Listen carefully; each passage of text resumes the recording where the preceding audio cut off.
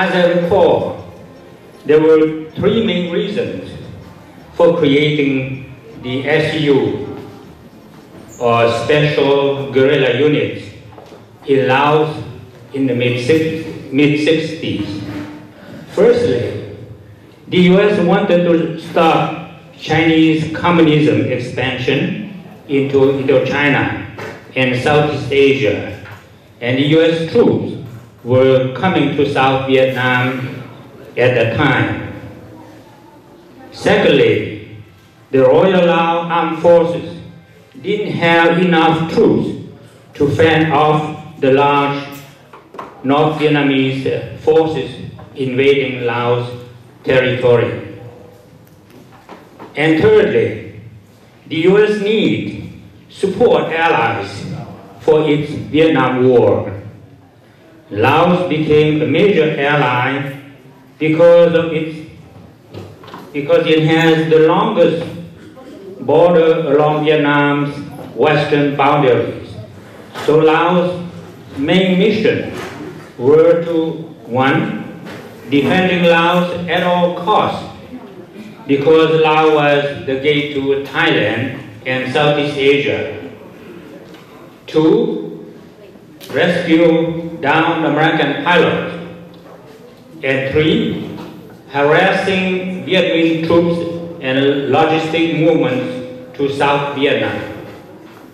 The SGU was formed initially in Military Region 2 in Laos because of Colonel Belair's courage to come to meet General Pao in 1961.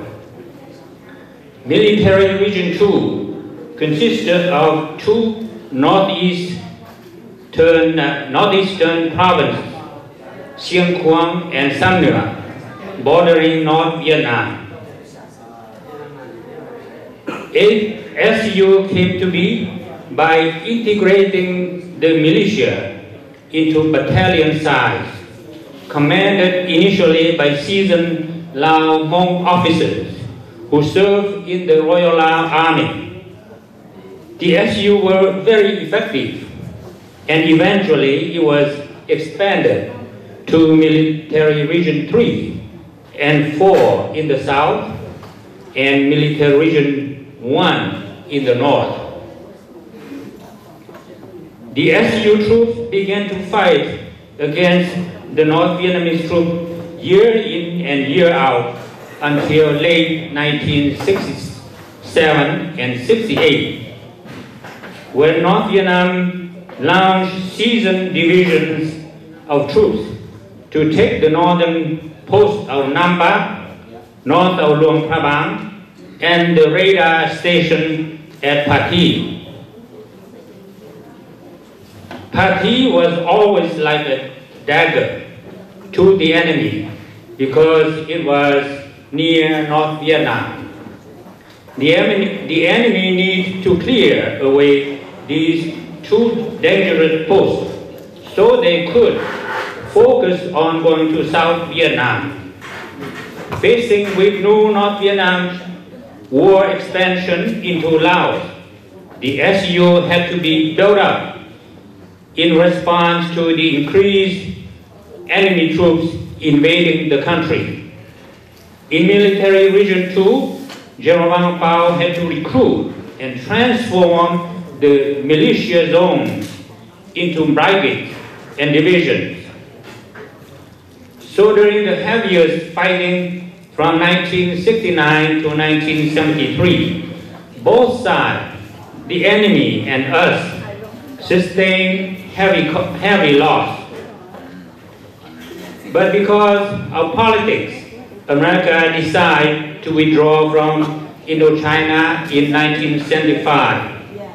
So General Vang Pao just had to leave Laos with his military officers and civilian officials and their families who would be in danger out to Thailand on May 1975. The SGU and the Lao people paid a very heavy price for this war. The country lost 100 180,000 soldiers, and among these, over 30,000 were SGU soldiers. Not to mention our more than 46,000 military and civilian personnel perished in the communist re-education camps in 1975. The communist regime retaliated against the Hmong inhumanly, especially against the women and the children. And so thousands of Hmong had no choice but to walk through the forest, encountering hunger, death, and ambushes to the Mekong River. Many were drowned because the Hmong didn't know how to swim, and they had to cling to banana trunks and bamboo rafts to cross to Thailand. Such is the heavy sacrifice of the SGU, their families, and most Laotian experience in the war. The Lao Hmong Americans, veterans, should never forget how their parents and grandparents got to America. By being ally of the US, and the Lao Hmong had served in the SGU Special Forces in Laos to help America during the Vietnam War. Most of the SGU, their families and relatives, were able to come to America and benefit the good education and good life in America. General Vang came out to be the best general in the eyes of Americans in this war.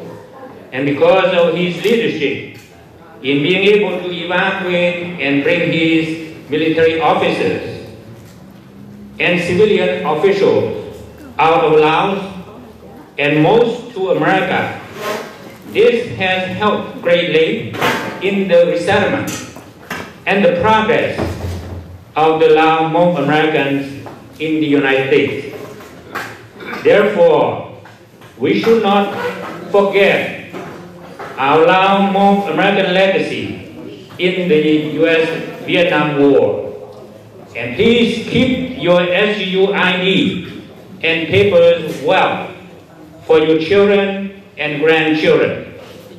They are important documents. I have been told that the Filipino soldiers who fought for America during World War II got their benefits some 50 years later because one single sergeant kept his ID signed by General MacArthur, proving that they were real American allies. Thus, let's continue to work together to improve the well-being of our SGU families and our Lao Hmong American community in the US, educationally and economically, so that we can live the American dream and continue to enjoy our American freedom. Last but not least, it is General Vang Pao's wishes that we should not forget Laos, especially when America is asked to go back to provide security and economic development to Asian countries. And all Laotians are rising up all over the world to the call of the motherland. As the Jews or the Israelis, whether you want to go back or not, we have a duty to see that Laos does not fall to neighboring countries' control forever. Because it is the land that you, your parents, and grandparents were raised. We should help to change Laos into a democratic and prosperous country where all Lao of every ethnic can go back and forth at will and with freedom. Thank you for listening, God bless America and God bless democratic Laos.